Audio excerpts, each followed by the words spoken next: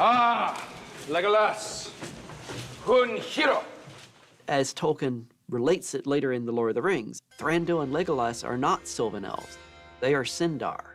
The Sindar are among the elves who left to go to the Undying Lands and stopped along the way. But they had some contact with the Valar and the powers that be. The Cinder Elves have been exposed to that divine influence, and now they serve as kind of governors and guiders of the Sylvan Elves, who make up kind of the mass of the Woodland Realm society.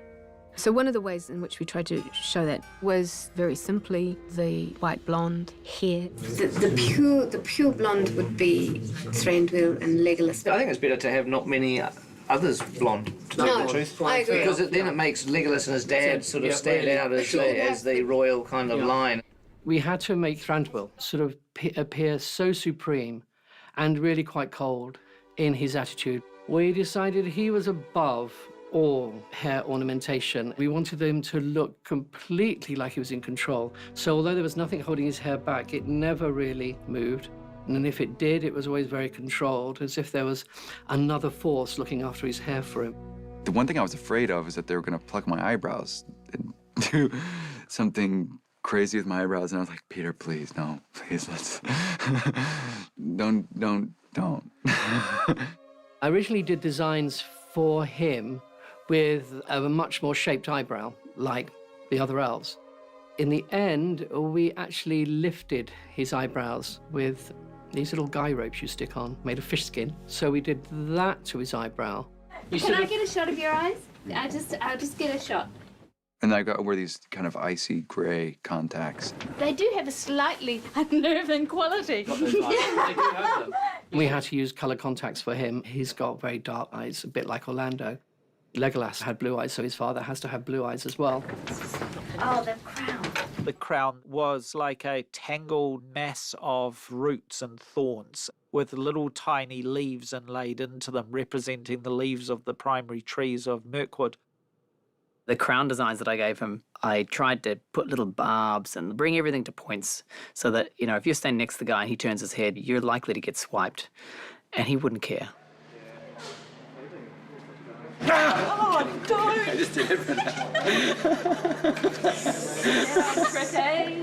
Tolkien describes Thranduil as having this amazing crown of thorns with seasonal leaves and berries and flowers sort of mixed in with it. In the book, in other seasons, there are other things. On his head was a crown of berries and red leaves, for the autumn was come again. In the spring, he wore a crown of woodland flowers. They were shooting a scene that takes place in the prologue and that didn't make it into the movie. So when we were going to put this crown back on, I said, well, we should probably change the berries to something else. Here's the crown. Here's the crown. You want the berries painted as well, don't you? Yeah, let's just pull the berries out. Just take them off. Just take them out. What do you think? Because the ever-wise Lee Pace brought God it up. damn it, don't you blame me over this, Zane. Don't you put this on me. Are you talking seasonal? Yeah, we're gonna. What I we'd have like spear to do, leaves. You do, Well, yes. but they're all the same colour. No, we need green ones. Zane, our executive producer, went out the back of the lot and brought back in a plant, and we just decorated the crown with that. That's what I'm talking about. It's green. That's exactly what done. Shove that in. Shove that in that crown. You take the yellow flower off. Take the yellow flowers off. They just wrap these in and Bob's your uncle. I don't know what the hell the problem is here. Thank goodness you're here, Zane. I know. We're saving the movie. That happened on a daily basis with Zane, so he saved the film every day. This looks like a leggy sword, much more than a Thranduil. Oh, let me get a shot of you with that leggy, because it might be the only time you hold it. Yes. It will most definitely be the only time I hold it.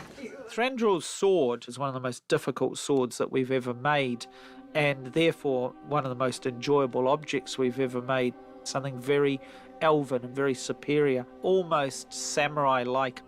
I drew a sword that basically just one long barb of metal from grip and pommel all the way through to the blade. Pretty lethal looking shape. And I love the idea that there would be cutouts in the sword. We did do a huge amount of work on the Mirkwood Elves quite early on. And one of the elements that did endure and end up being carried through was this idea that many of the blades have what we came to call negative spaces in them, basically holes, which echo the engraving on the blade and to have light coming through in unexpected places. His sword is the most sophisticated weapon we made because it's made out of a single block of aluminium, and the hand grip is hollow and pierced. If you're into swords, as we are, that gorgeous sword was really special. And when I was going through Weta, I saw it being carved. It's like this machine just kind of lasered carving it. It's a beautiful, beautiful weapon. Then to have Lee be so enthusiastic about it was really special. God, isn't it crazy? Richard, it's fucking crazy. Lee didn't hold it aloft. He didn't hold it across his body.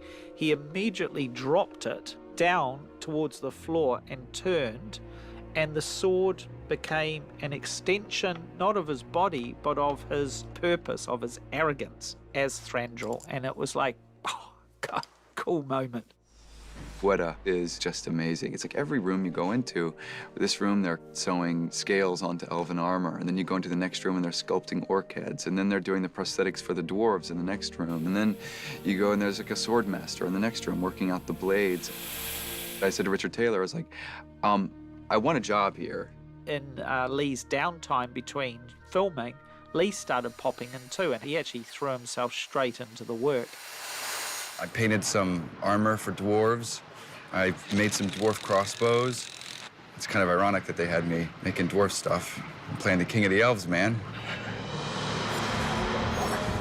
Tolkien's elves are almost superhuman in respect of their abilities when it comes to combat. And the fact that they have been around for thousands of years, you'd have to pick up a thing or two. Thranduil, you know, he's the greatest warrior that you're ever going to see in Middle-earth. You see what Legolas can do.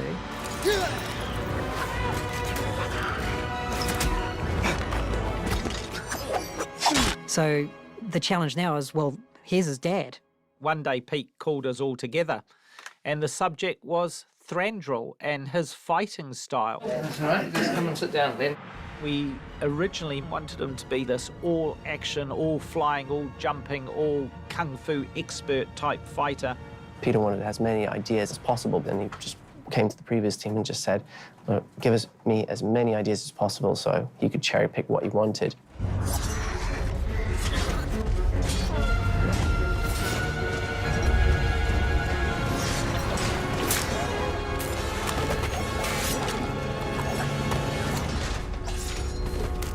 It was forefront in our minds that the father to Legolas would have an even more dynamic and extraordinary fighting style. But the more the conversations evolved, the more clear it became that because of who Thranduil is as a character, as we saw him develop through the movies, he needed a much greater level of heightened efficiency. So less is better, so not as flamboyant as Legolas. Yeah, I think the jumping and the swinging, probably not so much with Thranduil. He's more just diddly with these two swords, like a couple of razor blades slicing through the orcs. If we went back half his lifetime, you'd see Legolas in Thranduil, because he'd be acrobatic, he'd be doing his flamboyant stuff.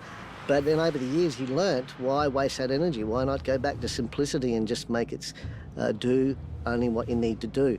He keeps that blade close to him, and even when he is defending, it's offensive. He gets close to his enemy. A lot of that fight stuff was Zor Lee, who wanted to do everything of his own.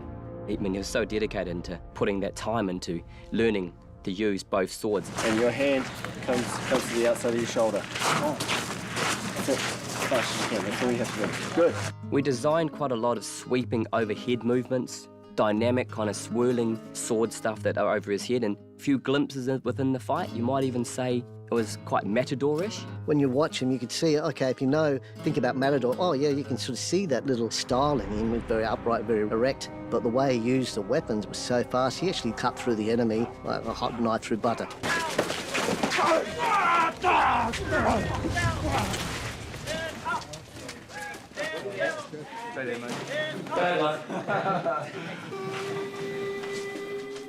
The Battle of the Five Armies fundamentally changes everything for Thranduil. His eyes are opened, and The Thranduil that we see after that is a man who is re-engaging with the world.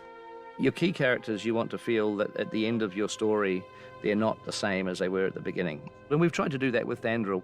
When we were developing and writing and structuring the films, we had a backstory for these white gems that he literally goes to war over. And we thought, okay, these gems were made and fashioned for his wife, and that she never got to wear them. I know an elf lord who will pay a pretty price for these.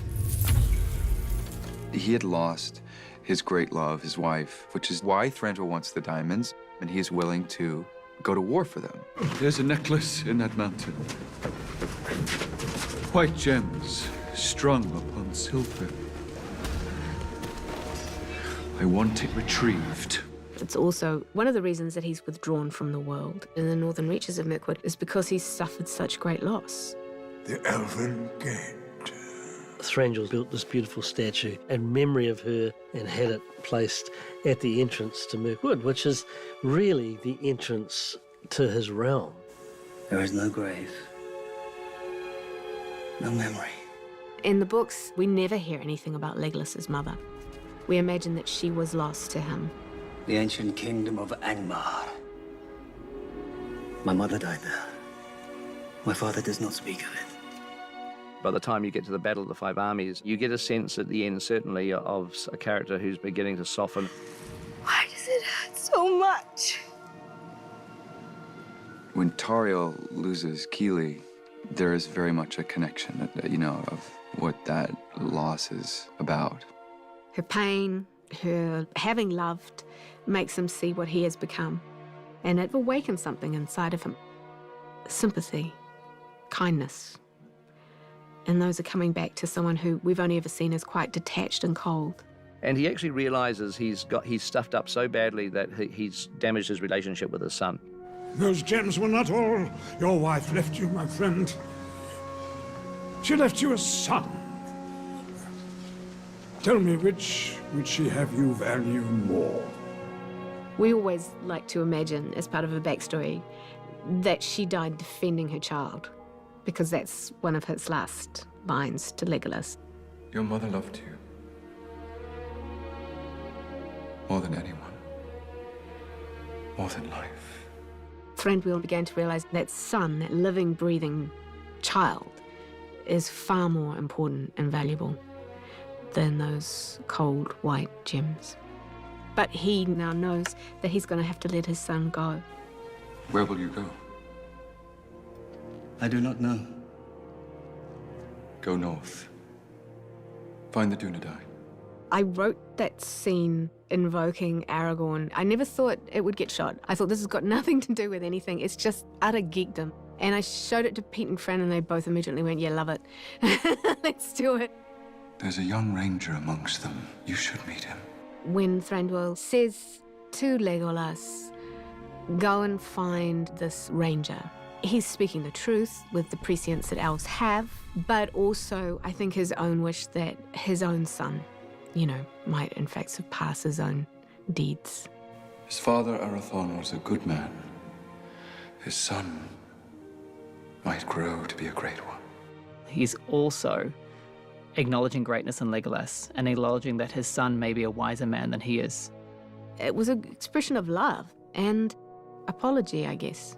That was the moment that my story is nicely brought to a close as a character that would leave the Mirkwood realm to be a part of the Fellowship of the Ring. I think it's important to realize that we also have Thranduil, who is now ready to play his part. It's there in the background of Lord of the Rings, in the appendices. During the War of the Ring, while Minas Tirith is being assailed in the south, Sauron sends forces against the Elven realms of the north. Thranduil and his army of elves repel the orcs that attack Mirkwood. Basically, they tie up a huge amount of Sauron's resources and they prevent the north from falling. Thranduil is now a character going forward with a sense of purpose that is not motivated by loss or by personal gain, but by a genuine desire to help. He's a totally different character to the one that we met in the beginning of The Hobbit.